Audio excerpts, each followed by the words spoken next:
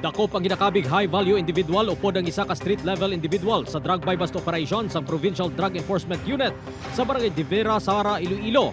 Ang subject amo si alias Jeffy, 44 anyos, residente sa Barangay Dugman, San Dionisio.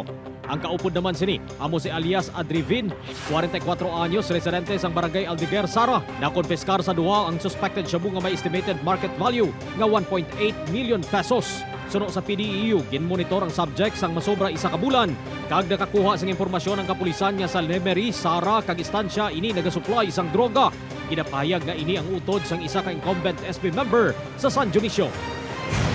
Arestadong isa ka freelance rider sa drug buy-bust operation yung gipangunahan sang City Drug Enforcement Unit sa Barangay Dongon C, Mandurriao, Iloilo City. Ang subject ginkilala kay alias Carl, 31 anyos, nagkaginakabig high-value individual. Nakuha sa subject ang suspected shabu nga nagabalor sang malapit 1.2 million pesos. Preso na ini sa Iloilo City Police Station 5. Lunsay pilason ang tatlo ka lalaki nga ginkilala kanday alias Jose, alias Felix kag alias Nilo. Lunsay yara sa legal nga pangidaron.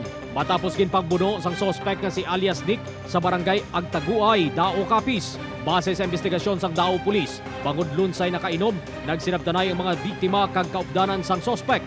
Diri ka nagintra ang suspect kag ginpangbuno ang biktima. Gindala sa ospital ang mga biktima apang nakagwa na sanday Jose kag Felix, bangod minor man lang ang ila pilas. Si Nilo ang ginoperahan sa isa ka ospital sa Rojas City bangod sa igo sa iya likod.